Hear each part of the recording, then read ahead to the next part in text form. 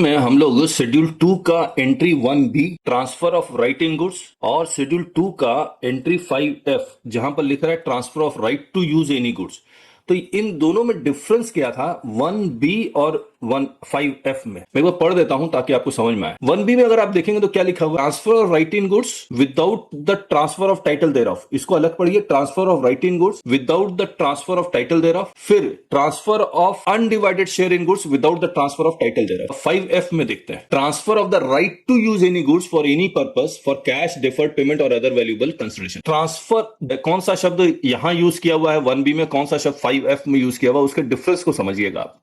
देखिए यहां पर लिख रहा है transfer of the right to use any goods, यहां लिखा हुआ transfer of right in goods, यानी कि एब्सोल्यूट राइट, सारे rights including the right to use. याद रखिएगा, transfer of right in goods मतलब every kind of right, right to destroy, right to sell, right to use. फिर any goods for any purpose, ये for any purpose यहां missing है। तो जब आप राइट टू यूज गुड्स को use करने दे रहे हैं, किसी भी पर्पस के लिए यूज करना, मेन एम है आप यूज करने दे रहे हैं, उसका पर्पस कुछ भी हो सकता है एज पर द एग्रीमेंट। फिर ये लिखता है वेदर और not for a specified period, वो भी यहां मिसिंग है, पीरियड भी नहीं दिया हुआ है।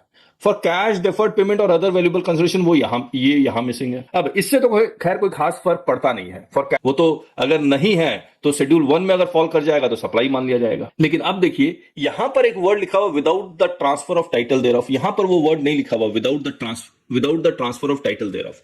अब हर एक शब्द का मतलब अगर समझेंगे, क्यों लिखा हुआ क्यों नहीं लिखा हुआ है। Without the transfer of title thereof, क्या यहां पर नहीं लिखने का मतलब यह है कि there is a transfer of title, और यहां पर लिखने की जरूरत ही नहीं है इस जगह 5F में। क्यों? क्योंकि राइट टू यूज ऑलरेडी लिखा हुआ है, यूज करेगा तो वो वापस तो आएगा ही आएगा। अब क्या transfer of right in goods, does it include right to sell also? यहां पर इसका लिखने का मतलब क्या हुआ, transfer of right in goods और of undivided share in goods without the transfer of title thereof, यानी कि मैं गुड्स ट्रांसफर कर रहा हूं विदाउट द ओनरशिप राइट्स। इसका मतलब my intention is not to permanently transfer the asset at some future date, the asset will come back to me। 1C में पढ़िए, transfer of title in goods लिखा हुआ है, under an agreement which stipulates that property in goods shall pass at a future date upon payment of full consideration as agreed।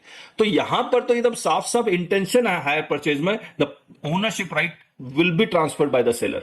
लेकिन यहां पर without the transfer of title thereof, यहां पर ऐसा कुछ भी नहीं लिखा हुआ। इसका मतलब my intention is that at some point of time the goods will revert back to me।